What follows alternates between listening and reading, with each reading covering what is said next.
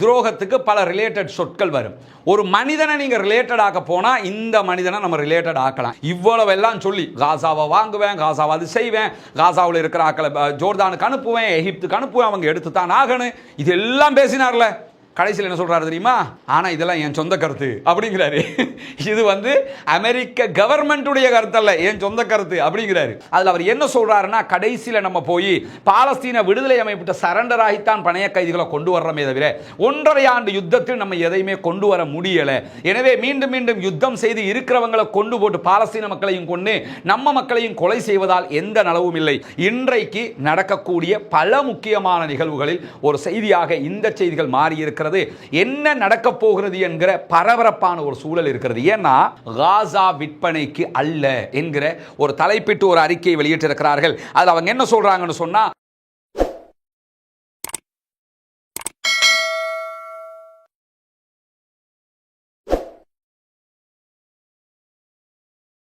அஸ்ஸலாமு அலைக்கும் வரஹ்மத்துல்லாஹி வபரகாத்துஹு. அன்பிற்கினிய சகோதர சகோதரிகளே, நம் அனைவர் மீதும் ஏக இறைவனுடைய அமைதியும் கருணையும் உண்டாகட்டுமாக என்கிற உயரிய பிரார்த்தனைகளோடு பாலஸ்தீனத்தினுடைய காசாவிலும் காசாவை சுற்றி இருக்கக்கூடிய பகுதிகளிலும் என்னவெல்லாம் நடக்கிறது இந்த சீஸ் ஃபயருடைய நாட்களிலும் என்கிற செய்திகளைத்தான் தொடர்ந்து நாம் பார்த்து வருகிறோம். இன்றைக்கு சீஸ் ஃபயர் யுத்த நிறுத்தம் ஏற்பட்டு 24வது நாளாக இருக்கிறது. நமக்கெல்லாம் தெரியும், நேற்று இரவு திடீரென பாலஸ்தீன விடுதலை அமைப்பை சேர்ந்தவர்கள் சீஸ்ஃபயர் ஒப்பந்தத்தின் அடிப்படையில் பணைய கைதிகள் விடுதலை நடைபெற்று வந்த நிலையில் 5ஆம் கட்ட விடுதலைக்கு பிறகு 6ஆம் கட்ட பணைய கைதிகள் விடுதலையை நாங்கள் நடைமுறைப்படுத்த மாட்டோம், அத்தனையும் இடைநிறுத்துகிறோம் என்று அதிரடியாக அறிவித்திருக்கிறார்கள். இந்த அறிவிப்பை தொடர்ந்து அமெரிக்க ஜனாதிபதி டொனால்ட் ட்ரம்ப் எதிர்வருகிற சனிக்கிழமைக்குள்ளாக சொன்னது சொன்னபடி நீங்கள் பணைய கைதிகளை விடுதலை செய்யாவிட்டால் கண்டிப்பாக காசா நரகமாகும் என்கிற தன்னுடைய வாதத்தை மீண்டும் நிறுவி இருக்கிறார். இப்படியான நேரத்தில் தான் இஸ்ரேலுடைய வலதுசாரி கட்சிகளைச் சேர்ந்த மிக முக்கியமான இனவாதம் பேசுகிற அமைச்சராக அறியப்படுகிற இத்தாமர் பென் கிவிர் இன்றைக்கு வெளியிட்டிருக்கக்கூடிய அறிக்கையில் உடனடியாக சீஸ்ஃபயர் டீலை கேன்சல் பண்ணுங்க, எக்காரணம் கொண்டும் நாம் இனிமேல் சமாதான உடன்படிக்கையில் இருக்கக்கூடாது, யுத்தம் தான் செய்ய வேண்டும் என்று வலியுறுத்தி இருக்கிறார். இப்படியான கருத்துக்கள் வெளியாகி கொண்டிருக்கும் போது எனக்கு பின்னால் இருக்கக்கூடிய புகைப்படத்தை நீங்கள் பார்க்க முடியும். இன்றைய தினம் பெஞ்சமின் நெதன்யாகு இஸ்ரேலுடைய பிரதமருடைய தலைமையில் அவசரமான கேபினட் மீட்டிங் கூட்டப்பட்டிருக்கிறது. அந்த கூட்டம் கூட்டப்பட்டிருக்கக்கூடிய நேரத்தில் ஜெருசலத்தில் அந்த மீட்டிங் நடக்கக்கூடிய அலுவலகத்துக்கு வெளியில தான் இந்த போராட்டம் நடைபெறுகிறது. இந்த போராட்டத்தினுடைய ஒரு புகைப்படத்தை தான் நம்ம இங்க காட்டி இருக்கிறோம். நிறைய புகைப்படங்களும் வீடியோக்களும் இன்றைக்கு வெளியாகி கொண்டிருக்கிறது. பாலஸ்தீனத்தினுடைய இந்த சீஸ்ஃபயர் டீலை எக்காரணம் கொண்டும் இஸ்ரேல் உடைக்க கூடாது, தொடர்ந்து பணைய கைதிகள் விடுதலைக்கு ஒத்துழைப்பு வழங்க வேண்டும் என்று சொல்லி இஸ்ரேலிய மக்கள் வீதியில் இறங்கி போராட ஆரம்பித்திருக்கிறார்கள். இன்றைக்கு நடக்கக்கூடிய பல முக்கியமான நிகழ்வுகளில் ஒரு செய்தியாக இந்த செய்திகள் மாறி இருக்கிறது. என்ன நடக்க போகிறது என்கிற பரபரப்பான ஒரு சூழல் இருக்கிறது. ஏன்னா உலகத்திலேயே மிக பவர்ஃபுல்லான ஒரு ராணுவமாக செயல்பட்டது இஸ்ரேலிய ராணுவம். இந்த யுத்தத்தில் 1.5 ஆண்டுகளாக அவர்கள் சொன்ன எதையும் சாதிக்க முடியாமல் கடைசியில் சமாதான உடன்படிக்கைக்கு வந்திருந்தார்கள். இந்த மாதிரியான நேரத்தில் வேர்ல்டு நம்பர் 1 மிலிட்டரியாக இருக்கக்கூடிய அமெரிக்காவினுடைய மிலிட்டரியை வச்சுக்கிட்டு மிரட்டிக்கிட்டு இருக்கிறாரு டொனால்ட் ட்ரம்ப். அந்த மிரட்டலுக்கெல்லாம் அடிபணியாமல் மீண்டும் பதிலடியை கொடுத்திருக்கிறது பாலஸ்தீன விடுதலை அமைப்பு. வெறும் பேச்சில் பதிலடியை கொடுக்காம எந்த ஒரு கேப்டிவ் டீல்ஸை நாங்க பண்ண முடியாது, பணைய கைதிகளை விடுதலை பண்ண முடியாது, நம்ம பேசி தீர்த்துக்கிறோம், இல்லைன்னா நடக்கிறது நடக்கட்டும்ங்கிற விதமான முடிவை எடுத்திருக்கிறார்கள். இதுதான் இன்றைக்கு முழுவதும் இருக்கக்கூடிய தலைப்பு செய்திகளாக மாறி இருக்கிறது. இப்படியான நேரத்தில் இன்றைக்கு பாலஸ்தீன விடுதலை அமைப்பினர் வெளியிட்டிருக்கக்கூடிய ஒரு அறிக்கையில் என்ன சொல்லியிருக்கிறாங்கன்னு சொன்னா, வன்முறையின் மொழிக்கு எந்த மரியாதையும் இல்லை என்கிற வார்த்தையை பயன்படுத்தி இருக்கிறார்கள். டொனால்ட் ட்ரம்ப் ஒன்றை புரிந்து கொள்ள வேண்டும், பணைய கைதிகளை சமாதான உடன்படிக்கையினூடாக மட்டும்தான் நீங்கள் மீட்டெடுக்க முடியுமே தவிர மீண்டும் வன்முறையை பயன்படுத்தி மீட்டெடுக்கலாம் என்று நினைக்காதீர்கள். வன்முறை என்கிற மொழிக்கு எங்களிடத்தில் மரியாதை இல்லை. எனவே நீங்கள் எவ்வளவு தாக்குதல்களை நடத்தினாலும் நாங்கள் பதிலடி தாக்குதல்களை நடத்துவோம். தாக்குதல் நடத்துவதை கொண்டு உங்களுடைய பணைய கைதிகளை நீங்கள் மீட்டெடுக்க முடியாது என்பதை புரிந்து கொள்ள வேண்டும் என்கிற செய்திகளையும் இன்றைக்கு பாலஸ்தீன விடுதலை அமைப்பினர் இப்படியான அறிவித்தலை விடுத்திருக்கக்கூடிய நிலையில் இஸ்ரேலுடைய முன்னாள் தேசிய பாதுகாப்பு தலைவராக செயல்பட்ட ஜியோரா ஐலாண்ட் என்பவர் இன்றைக்கு ஒரு முக்கியமான அறிக்கையை வெளியிட்டிருக்கிறார். அதில் அவர் என்ன சொல்றாருன்னு கேட்டா, பாலஸ்தீன விடுதலை அமைப்பு தன்னுடைய இலக்குகளை அடைந்திருக்கிறது, இஸ்ரேல் தன்னுடைய இலக்குகளை அடையவில்லை என்று பச்சாத்தாபமாக கைசேதப்பட்டு அவர் பேசியிருக்கிறார். அதில் அவர் என்ன சொல்றாருன்னா, கடைசியில் நம்ம போய் பாலஸ்தீன விடுதலை அமைப்பு சரண்டர் ஆகித்தான் பணைய கைதிகளை கொண்டு வர்றோமே தவிர 1.5 ஆண்டு யுத்தத்தில் நம்ம எதையுமே கொண்டு வர முடியல. எனவே மீண்டும் மீண்டும் யுத்தம் செய்து இருக்கிறவங்களை கொண்டு போட்டு பாலஸ்தீன மக்களையும் கொண்டு நம்ம மக்களையும் கொலை செய்வதால் எந்த நலவும் இல்லை. அவர்கள் சொல்வதை போல நீங்கள் ஒரு சமாதான உடன்படிக்கையினூடாக தான் இதை வென்றெடுக்க முடியும், இல்லாவிட்டால் அந்த மக்களுடைய உயிரையும் பாதுகாக்க முடியாது என்று சொல்லிவிட்டு இஸ்ரேலை பொறுத்தவரையில் பாலஸ்தீன விடுதலை அமைப்பை அகற்றவும் முடியாது, குடியேறக்கூடிய இஸ்ரேலியர்களுக்கு பாதுகாப்பு வழங்கவும் முடியாது என்கிற செய்திகளையும் அவர் இன்றைக்கு தெரிவித்திருக்கிறார். இப்படியான நிலையில தான் இந்த போர் நிறுத்த ஒப்பந்தத்தில் நாங்க கைதிகளை பணைய கைதிகளை பரிமாற்றம் செய்ய முடியாது என்று பாலஸ்தீன விடுதலை அமைப்பு அறிவித்ததற்கான காரணத்தை இன்னும் கொஞ்சம் விரிவாக நம்ம பார்த்துக்க முடியும். இந்த புகைப்படத்தில் நீங்க பார்த்தீங்கன்னா இஸ்ரேல் என்ன செய்கிறது என்பது திட்ட தெளிவாக காட்டப்பட்டிருக்கிறது. அதாவது இஸ்ரேல் என்ன செய்றாங்கன்னா, பாலஸ்தீன மக்கள் மீது தொடர்ந்து ட்ரோன் தாக்குதல்களை நடத்துகிறார்கள், அதே போன்று துப்பாக்கி சூடுகளையும் நடத்துகிறார்கள். அல் ஜசீரா வெளியிட்டிருக்கக்கூடிய ஒரு மிக தெளிவான ஒரு தொகுப்பாக இது இருக்கிறது. அதே மாதிரி என்னன்னு கேட்டா, அவர்கள் காசாவுக்குள்ள அந்த கட்டிட இடுபாடுகளை அகற்றுவதற்காக சட்டப்படி சீஸ்ஃபயர் டீல் பிரகாரம் ஒப்பந்த பிரகாரம் உள்ளே அனுப்ப வேண்டிய ஹெவியான எக்யூப்மெண்ட்ஸ்கள் எதையுமே அனுப்பாமல் இருக்கிறார்கள். புல்டோசர்கள், அந்த கட்டிடங்களை எல்லாம் துப்புரவு பண்ணி உள்ள இருக்கக்கூடிய ஜனாசாக்களை எல்லாம் மீட்டெடுக்கணுமா இல்லையா, அதற்கான எக்யூப்மெண்ட்ஸ்களை உள்ள அனுப்புறதுக்கு தடை விதிக்கிறாங்க. இதுவும் இந்த பணைய கைதிகள் பரிமாற்றத்தை பாலஸ்தீன விடுதலை அமைப்பு இடைநிறுத்துவதற்கான காரணமாக ஒன்றாக பேசப்படுகிறது. அதே மாதிரி ஒரு நாளைக்கு 600 ட்ரக்குகள் மனிதாபிமான உதவிகளை எடுத்துக்கொண்டு உள்ளே வர வேண்டி இருக்கிறது. அவற்றை தடுத்துக் கொண்டிருக்கிறது இஸ்ரேல். எனவே நாங்கள் இந்த ஒப்பந்தத்தின் பிரகாரம் பணைய கைதிகளை தர முடியாது என்கிறார்கள். அதே நேரத்தில் இந்த ஒப்பந்தத்தின் பிரகாரம் முதல் கட்டத்தில் 2 லட்சம் டென்ட்டுகள் உள்ள வர வேண்டி இருக்கிறது. டென்ட்னு சொன்னா இந்த மாதிரி இருக்கும், அங்க காசா மக்களுக்கான இடம்பெயரக்கூடிய மக்களுக்கு அமைக்கப்படக்கூடிய டென்ட்டுகள் இங்க நீங்க பாக்குறீங்க. இந்த மாதிரி டென்ட்டுகள் இவர்கள் ஒரு 30 டென்ட் இருக்கலாம். இந்த மாதிரி டென்ட்டுகள்ல 2 லட்சம் டென்ட்டுகள் வர வேண்டி இருக்கிறது. அந்த 2 லட்சம் டென்ட்டுகளை வரவிடாம தடுத்துக்கிட்டு இருக்கிறாங்க என்கிற குற்றச்சாட்டு முன்வைக்கப்பட்டிருக்கிறது. அதே நேரம் ஒவ்வொரு நாளும் மினிமம் 50 பேஷண்ட்டுகள் காசாவில் இருந்து வெளிநாடுகளுக்கு, ஈஜிப்டுக்கு, கத்தாருக்கு அங்கெல்லாம் மருத்துவத்திற்காக அனுப்பப்பட வேண்டும் என்கிற நிலை இருந்தும் அவற்றையும் அனுப்புவதற்கு தாமதிக்கிறார்கள், அனுமதி தராமல் இருக்கிறார்கள் என்கிற குற்றச்சாட்டுகளை தான் பாலஸ்தீன விடுதலை அமைப்பினர் முன்வைத்திருக்கிறார்கள். இந்த நிலையில தான் இன்றைக்கு மிக முக்கியமான பல செய்திகள் வெளியாகி இருக்கிறது. குறிப்பாக அமெரிக்க ஜனாதிபதி டொனால்ட் ட்ரம்ப் என்ன பண்றாருன்னு சொன்னா, திரும்ப திரும்ப நாங்க காசாவை கைப்பற்றுவோம், காசா எங்களுக்கு தான், காசாவில் ஒரு டூரிஸ்ட் பிளேஸாக அதை மாற்றுவோம் என்கிற செய்திகளை சொல்லிக் கொண்டிருக்கும் போது பாலஸ்தீன விடுதலை அமைப்பு அதற்கு இன்றைக்கு ஒரு பதில் என்ன சொல்லியிருக்கிறாங்கன்னா, காசா விற்பனைக்கு அல்ல என்கிற ஒரு தலைப்பிட்டு ஒரு அறிக்கையை வெளியிட்டிருக்கிறார்கள். அதில் அவங்க என்ன சொல்றாங்கன்னு சொன்னா, டொனால்ட் ட்ரம்பினுடைய அறிக்கைகளும் பேச்சுக்களும் அபத்தமானது, அதே போன்று அறியாமையினுடைய பிரதிபலிப்பு, அவருக்கு வரலாறு தெரிஞ்சா இப்படி எல்லாம் பேச மாட்டாரு. அதே நேரத்தில் காசாவை பொறுத்தவரையில வாங்குறதுக்கும் விற்கிறதுக்கும் இது என்ன ரியல் எஸ்டேட் பிசினஸ் ஆண்டு கேட்கிறாங்க. அவங்க நியாயமான கேள்விதானே. ரியல் எஸ்டேட் ஒரு நாட்டை போய் நாங்க கைப்பற்றிக்கிறோம், நாங்க அதை பண்ணுவோம், இதை பண்ணுவோம் யாராவது சொல்றாங்கன்னா அது ரியல் எஸ்டேட் பிசினஸ் அல்ல. எனவே அப்படி சொல்லக்கூடாது, அதை நாங்கள் ஏற்றுக்கொள்ள முடியாது என்கிற செய்தியையும் இன்றைக்கு பாலஸ்தீன விடுதலை அமைப்பினர் வெளியிட்டிருப்பது மட்டுமல்லாமல், பாலஸ்தீன மக்கள் இடப்பெயர்வுகளை முறியடிப்பார்கள், ஒருபோதும் அதை ஏற்றுக்கொள்ள மாட்டார்கள் என்கிற செய்திகளையும் சொல்லியிருக்கிறார்கள். நேற்றைய தினம் என்ன பண்ணாருன்னா, பாலஸ்தீனம் சம்பந்தமாக மீண்டும் லூசியானாவில் வச்சு அமெரிக்க ஜனாதிபதி டொனால்ட் ட்ரம்ப் செய்தியாளர்கள்ட்ட பேசும்போது, காசாவை வாங்கி சொந்தமாக வைத்திருப்பதில் நான் உறுதியாக இருக்கிறேன் என்கிற செய்தியை சொல்லியிருந்தார். அந்த செய்தி தான் மீண்டும் பரபரப்பாக மாறி இருக்கிறது. அது மட்டுமல்லாமல், நாங்கள் காசாவை கட்டி எழுப்பியே தீர்வோம், அதனுடைய பகுதிகளை டெவலப் பண்ணுவதற்கு மத்திய கிழக்கு நாடுகளுடைய உதவிகளை எடுப்போம், அவர்களுக்கு பிரித்து கொடுப்போம் என்று வேற சொல்லியிருந்தார்.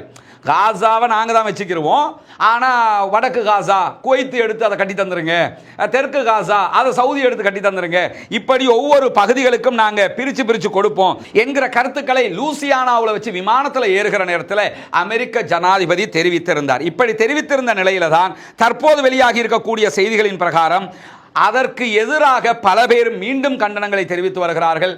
பாலஸ்தீனத்திற்கான ஐநாவினுடைய சிறப்பு தூதராக செயல்படக்கூடிய பிரான்சிஸ்கா அல்பானிஷ் இன்றைக்கு வெளியிட்டிருக்கக்கூடிய அறிக்கையில் என்ன சொல்றாங்கன்னா, ட்ரம்பினுடைய இந்த திட்டம் முட்டாள்தனமானது, சட்டவிரோதமானது என்று கண்டித்திருக்கிறார். ட்ரம்பினுடைய இந்த திட்டம் இன சுத்திகரிப்பை விட மோசமானது, இது கட்டாய இடப்பெயர்வு என்பதையும் சுட்டிக்காட்டியிருக்கிறார் பிரான்சிஸ்கா அல்பானிஷ் என்கிற காசாவுக்கான ஐநாவினுடைய சிறப்பு தூதர். அதை சொல்லுகிறவர் தொடர்ந்து பேசும்போது என்ன சொல்றாருன்னா, சர்வதேச நாடுகளில் 193 நாடுகள் இருக்கிறது. இந்த 193 நாடுகளும் அமெரிக்கா எதை விரும்புகிறதோ அவற்றை புறக்கணிப்பதற்கான நேரம் இது. அனைத்து நாடுகளும் அமெரிக்காவினுடைய இந்த வாதத்தை புறக்கணிக்க வேண்டும். இன்னைக்கு நீங்க காசாவை அமெரிக்கா எடுக்கட்டும் விட்டுட்டீங்கன்னா நாளைக்கு உங்க ஊரை வந்து எடுப்பாங்க. சொல்றாருல, கிரீன்லாந்தை பிடிப்பேனுங்கிறாரு, பனாமாவை பிடிப்பேனுங்கிறாரு, கனடாவையே அமெரிக்காவினுடைய ஒரு மாநிலமா அறிவிப்பேங்கிறாரு. இந்த மாதிரி எல்லாம் சொல்றாரு. அதை வச்சு தான் அவங்க சுட்டி காட்டி இருக்கிறாங்க. இப்படி கருத்துக்கள் வருகிற நேரத்தில் நம்ம தொடர்ந்து சொல்ற ஒரு விஷயம் தான், அமெரிக்க ஜனாதிபதி டொனால்ட் ட்ரம்ப் நமக்கு எக்ஸ்பெக்ட் பண்ண முடியாம இருக்குது. அவர் எப்படி கணிக்க முடியாமல் இருக்கும். எந்த ஒரு ஆய்வாளரும் இந்த கருத்தை தான் சொல்லுவாங்க. அதுக்கு காரணம் என்னன்னா, அது அவருடைய டேலண்ட் அர்த்தம் இல்லை. யாரை கணிக்க முடியாது. இப்ப தமிழக மக்களுக்கு தெரியும், எச் ராஜாவை கணிக்க முடியுமா? நமக்கு கணிக்க முடியாது. ஸ்ரீலங்காவை நம்ம எடுத்துக்கிட்டோம்னா விமல் வீரவன்சையை கணிக்க முடியுமா? நமக்கு கணிக்க முடியாது. சில பேர் இருப்பாங்க, அது என்னன்னா இப்ப சொல்லிட்டு நான் எங்க சொன்னேன் அப்படின்னு கேட்பாங்க. எச் ராஜா கேட்பார்ல அப்படின்றவார்ல, அது மாதிரி சில பேர் இருப்பாங்க. அந்த லிஸ்ட்ல இருக்கக்கூடிய ஒருத்தர் தான் டொனால்ட் ட்ரம்ப். நிறைய கண்டென்ட் தந்துகிட்டே இருப்பாரு. ஆனா இதுல நம்ம கவனிக்க வேண்டிய விஷயம் என்னன்னு கேட்டா, டொனால்ட் ட்ரம்பினுடைய இந்த கருத்துக்களை நமக்கு எக்ஸ்பெக்ட் பண்ண முடியாம இருக்க காரணம் என்னன்னா, இவ்வளவு எல்லாம் சொல்லி காசாவை வாங்குவேன், காசாவை அது செய்வேன், காசாவில் இருக்கிற ஆக்களை ஜோர்தானுக்கு அனுப்புவேன், எகிப்துக்கு அனுப்புவேன், அவங்க எடுத்து தான் ஆகணும், இதெல்லாம் பேசினார்ல. கடைசியில் என்ன சொல்றாரு தெரியுமா? ஆனா இதெல்லாம் என் சொந்த கருத்து அப்படிங்கிறாரு. இது அமெரிக்க கவர்மெண்ட்டுடைய கருத்து அல்ல, என் சொந்த கருத்து அப்படிங்கிறாரு. அமெரிக்க கவர்மெண்ட்ல இவரே நியமித்த மத்திய கிழக்குக்கான தூதுவர்கள் என்ன செய்யறாங்கன்னா, இந்த முதல் கட்ட பேச்சுவார்த்தை முடியணும், இரண்டாம் கட்ட முடியணும், மூணாம் கட்ட முடியணும், சமாதான உடன்படிக்கை தொடரணும்னு சொல்லிக்கிட்டு இருக்கிறாங்க. இவருடைய ஊடக பேச்சாளர் என்ன சொல்றாருன்னா, அவர் டொனால்ட் ட்ரம்ப் சொல்றது அதுவல்ல இதுன்னு சொல்லி விளக்கம் சொல்லிக்கிட்டு இருக்கிறாரு. இது தொடர்ந்து இப்படியான கருத்துக்களை இவர் சொல்லி வர்றதை நம்ம கவனிக்க முடியும். இந்த மாதிரியான நேரத்தில் தான் மீண்டும் டொனால்ட் ட்ரம்ப் என்ன சொல்றாருன்னா, காசாவுடைய மக்களை ஜோர்தானும் எகிப்தும் எடுத்துக்கொள்ளல என்று சொன்னா அவர்களுக்கான உதவிகளை எல்லாம் நான் எடுத்துவேன் என்று சொல்லியிருக்கிறார். பத்திரிகையாளர்கள் என்ன கேட்டாங்கன்னு சொன்னா, இப்ப உங்களை சந்திக்கிறதுக்காக ஜோர்தானுடைய மன்னர் 2ஆம் அப்துல்லா வர்றாரு, அவரை நீங்க எப்படி ஹேண்டில் பண்ண போறீங்க, அவருக்கு விருந்து கொடுக்க போறீங்க, அது வேற விஷயம். அவரை நீங்க எப்படி நம்ப வைப்பீங்க, இந்த விவகாரத்துக்கு ஏற்றுக்கொள்ள வைப்பீங்கன்னு சொல்லும்போது அவர் காசா மக்களை எடுப்பாரு, டோன்ட் வரி, நம்ம சொன்னா அவர் கேட்பாரு அப்படின்னு சொல்றாரு. ஆனா உண்மை நிலை என்னன்னு கேட்டா, ஜோர்தான் மன்னரை நினைச்சாலும் பெரியதொரு இக்கட்டு இருக்கிறது. ஒரு பக்கம் வெஸ்ட் பேங்க்ல இருந்து வரக்கூடிய மக்கள் 20 லட்சம் பேர் ஆல்ரெடி அவங்க வச்சுக்கிட்டு இருக்காங்க. இந்த மக்கள் அவங்க எடுத்தாங்கன்னா அடுத்ததாக ஜோர்தானுடைய நிலப்பரப்புகளை கைப்பற்றுவதற்கு இஸ்ரேல் தயாராக இருக்கிறது.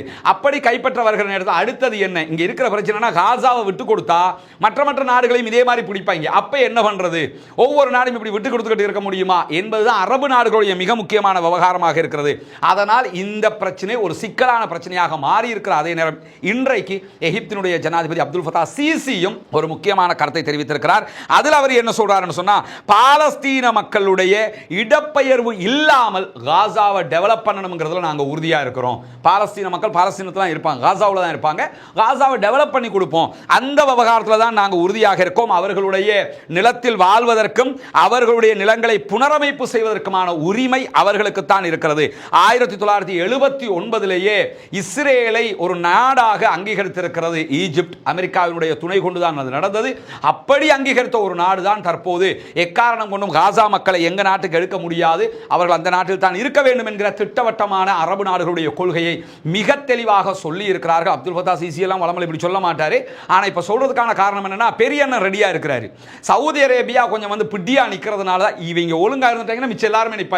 அவங்க பிடியா நிக்கிறாங்க, அதனால தான் மற்ற அத்தனை பேரும் இழுபட்டு வந்துகிட்டு இருக்கிறாங்க. அந்த அடிப்படையில் தான் இன்றைக்கு அப்துல் ஃபத்தா சிசியும் இன்றைக்கும் இந்த செய்தியை சொல்லி இருக்கிறார். நிலைமை இப்படி இருக்கிற போது சிரியாவில் ஒரு பிரச்சனை நடந்துச்சு, எல்லாருக்கும் நினைவு இருக்கும்.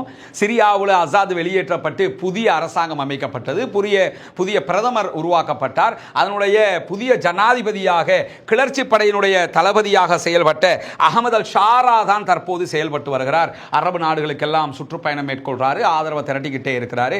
அகமது அல் ஷாரா இந்த கொடியை கூட பார்த்தா அவங்களுக்கு தெரியும், இது ஏற்கனவே இருந்த சிரியாவினுடைய கொடி கிடையாது. அகமது அல் ஷாராவினுடைய புரட்சி படையினுடைய கொடிதான் தற்போது சிரியாவினுடைய கொடியாக மாற்றம் பெற்றிருக்கிறது.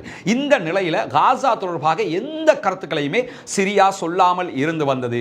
திடீரென்று அகமது அல் ஷாரா மிக தெளிவான ஒரு அறிக்கையை வெளியிட்டு இருக்கிறார். அதுதான் இன்னைக்கு ஹைலைட்டடான இன்னொரு விஷயமாக இருக்கிறது. அதில் அவர் என்ன சொல்றாருன்னு கேட்டா, காசா பற்றிய டொனால்ட் ட்ரம்பினுடைய திட்டம் மிக கடுமையான குற்றம், அது தோல்வி அடையும், அதை நாங்கள் ஒருபோதும் ஏற்றுக்கொள்ள முடியாது என்பதை அகமது அல் ஷாராவும் இன்றைக்கு வெளிப்படையாக பேசியிருக்கிறார். எந்த ஒரு சக்தியாலும் காசாவினுடைய மக்களை அவர்களுடைய மண்ணிலிருந்து விரட்ட முடியாது என்பதை நான் ஆழமாக நம்புகிறேன் என்கிறார் அகமது அல் ஷாரா. அது மட்டுமல்லாமல் பல நாடுகள் இதற்கு முன்பதாக இதை செய்வதற்கு முன்வந்தன, அவை அத்தனையும் தோல்வி அடைந்திருக்கிறது. கடந்த 1.5 ஆண்டுகளாக இஸ்ரேல் இதைத்தான் செய்வதற்கு யுத்தமே செய்தது, அதிலும் அவர்கள் தோல்வி அடைந்திருக்கிறார்கள். எனவே பாலஸ்தீன காசாவிலிருந்து மக்களை வெளியேற்றுறதுங்கிறது பேசுறதுக்கு வேணும்னா அழகா இருக்கும், நடைமுறை சாத்தியமற்றது. பாலஸ்தீன மக்களை நீங்க வெல்ல முடியாது என்கிற அழுத்தமான கருத்தை சொல்லி இருக்கிறவர் 80 ஆண்டுகளுக்கு மேலான இந்த சண்டையை பொறுத்தவரையில் அவர்களை வெளியேற்றுவதற்கு நடந்த அத்தனை முயற்சிகளும் தோல்வியில் தான் முடிந்திருக்கின்றன. வெளியேறியவர்கள் கூட தற்போது கவலையோடு இருக்கிறார்கள். நாங்கள் ஏன் காசாவை விட்டு வெளியேறினோம் என்று சொல்லி சிரியாவில் இருப்பவர்கள், லெபனான்ல இருக்கிறவங்க, ஜோர்தான்ல இருக்கிறவங்க, ஈஜிப்ட்ல இருக்கிறவங்க, கத்தார்ல இருக்கிறவங்க எல்லாம் கவலைப்பட்டு கொண்டுதான் இருக்கிறார்கள். எனவே ஒவ்வொரு தலைமுறையும் காசாவில் கற்றுக்கொண்ட மிக முக்கியமான பாலஸ்தீனிய பாடம் என்னவென்று சொன்னால், எங்களுடைய நிலத்தை நாங்கள் பாதுகாக்க வேண்டும் என்பது. அது அனைத்து நாடுகளில் உள்ள மக்களை விட, அந்தந்த நாடுகள் மீது அவர்கள் கொண்டிருக்கக்கூடிய பற்றை விட பாலஸ்தீன மக்கள் தங்கள் நாட்டின் மீது கொண்டிருக்கக்கூடிய பற்று அதிகமானது.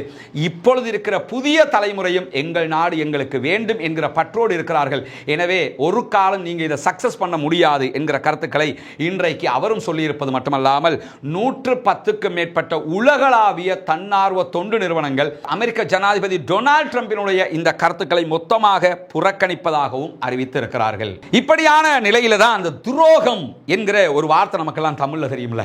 இந்த துரோகம்ங்கிற வார்த்தைக்கு ஒற்றை கருத்து என்கிற ஒன்றை தேடி நம்ம சொல்லி சொன்னா எது ரிலேட்டடா வரும் தேடினா துரோகத்துக்கு பல ரிலேட்டட் சொற்கள் வரும். ஒரு மனிதனை நீங்க ரிலேட்டட் ஆக்க போனா இந்த மனிதனை நம்ம ரிலேட்டட் ஆக்கலாம். யாருன்னு சொன்னா பாலஸ்தீனத்தினுடைய ஜனாதிபதி என்று சொல்லிக்கிற நாடே இல்லைன்னு சொல்லிக்கிட்டு இருக்கிறாங்க.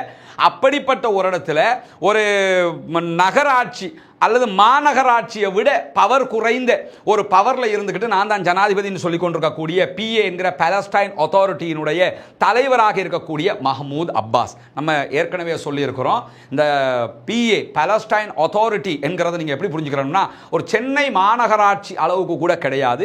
சென்னை மாநகராட்சியினுடைய பலம் கூட கிடையாது. கொழும்பு நகரசபையினுடைய பலம் கூட அவங்களுக்கு கிடையாது. கொழும்பு நகரசபையை நம்ம எடுத்துக்கிட்டோம்னா எந்த அளவுக்கு அதுக்கு பவர் இருக்குதுன்னு சொல்லி சொன்னா, கொழும்பு நகர சபைக்கு இருக்கக்கூடிய பவர் கூட இவங்களுக்கு உண்மையிலே கிடையாது. இருக்கிற அந்த பவரை பயன்படுத்திக்கிட்டு என்ன கூத்தெல்லாம் போடுறாருன்னா, இன்னைக்கு ஒரு வேலையை செஞ்சிருக்கிறார். என்னன்னா, யாராவது பாலஸ்தீனத்தில் ஒரு சட்டம் இருக்கிறது. என்ன சட்டம்னு சொன்னா, யாரையாவது இஸ்ரேல் கைது செஞ்சுட்டு போயிட்டாங்கன்னா அவர்களுடைய குடும்பங்களுக்கு நஷ்ட ஈடை பாலஸ்தீன அதிகார சபை கொடுக்க வேண்டும். பிடிச்சிட்டு போயிட்டாங்க, குடும்பத்தை பாதுகாக்கிறதுக்கு யாரும் இல்லை, இவங்க பணம் கொடுக்கணும், அவங்களுக்கு ஒரு வாழ்வாதார உதவி செய்யணும் என்கிற ஒரு கட்டுப்பாட்டு சட்டம் இருக்கிறது. அதே நேரத்தில் பிடிச்சிக்கிட்டு போனவங்க மௌத்தா போயிட்டாங்க, ஜனாசாவாகத்தான் வர்றாங்கன்னு சொன்னா அவங்களுக்கு மேலதிகமாக உதவி செய்ய வேண்டும் என்கிற திட்டங்கள் இருக்கிறது. இந்த திட்டங்கள் அத்தனையையும் இன்றைக்கு ஒரு கையெழுத்திலே ரத்து செய்திருக்கிறார் மஹமூத் அப்பாஸ். அதாவது அமெரிக்கா 2018 காங்கிரஸ்ல ஒரு சட்டம் கொண்டு வந்தாங்க. இப்படியான இந்த சட்டத்தை பாலஸ்டைன் அத்தாரிட்டி ரத்து செய்யலன்னு சொன்னா, இப்ப இஸ்ரேல் கைது செய்கிறவர்கள், இஸ்ரேலால் கொல்லப்படுகிறவர்களுக்கு உதவி செய்வது என்கிற திட்டத்தை ரத்து செய்யலன்னு சொன்னா நாங்க எந்த உதவியும் உங்களுக்கு பண்ண மாட்டோம். 2018 ஒரு சட்டம் கொண்டு வந்தாங்க. 2018 அந்த சட்டம் கொண்டு வந்தது செஞ்சதுனால அமெரிக்கா தர்ற காசு எங்களுக்கு வேணும், அதனால நாங்க இதை கேன்சல் பண்றோம்னு 2025 இன்னைக்கு கேன்சல் பண்ணியிருக்கிறாரு. சரி, 2018 இருந்து இது வரைக்கும் எப்படி காசு போனது? அரபு நாடுகள் தானே கொடுக்குறாங்க, இனிமேலும் கொடுப்பாங்கல்ல. அதை யோசிக்காம துரோகத்தின் மறுபெயராக இருக்கக்கூடிய மொத்த உருவமாக இருக்கக்கூடிய மஹமூத் அப்பாஸ் இன்றைக்கு இப்படியான ஒரு துரோகத்தையும் செய்திருக்கிறார் என்கிற நிலையில இன்றைக்கு சற்று நேரத்துக்கு முன்பதாக மீண்டும் ஒரு அதிரடி அறிவிப்பு வெளியாகி இருக்கிறது. நிறைய பேர் கமெண்ட்ல வந்து கேட்டுக்கிட்டு இருந்தீங்க, அதே மாதிரி நமக்கு மெசேஜ் அனுப்பி கேட்டுக்கிட்டு இருந்தீங்க, ஏன் யமனை பத்தி பேச மாட்டேங்கிறீங்க, ஹூதிகள் என்ன செஞ்சுக்கிட்டு இருக்காங்கன்னு. ஹூதிகள் கொஞ்ச நாள் ஓய்வுல இருந்தாங்க, இன்னைக்கு திரும்ப களத்துக்கு வந்திருக்கிறாங்க. ஹூதிகளுடைய தலைவர் இன்றைக்கு ஒரு அறிவிப்பை வெளியிட்டிருக்கிறார். அதில் என்ன சொல்லியிருக்கிறார் சொன்னா, தற்போது பாலஸ்தீன விடுதலை அமைப்பு ஹாஸ்டேஜஸ்களை விடுதலை செய்வதை நிறுத்தி வைத்திருக்கிறார்கள். நீங்க ஹாஸ்டேஜஸ்களை விடுதலை செய்யலன்னு சொன்னா தாக்குதல் நடத்துவதாக அமெரிக்காவும் இஸ்ரேலும் மிரட்டல் விடுத்துக் கொண்டிருக்கிறது.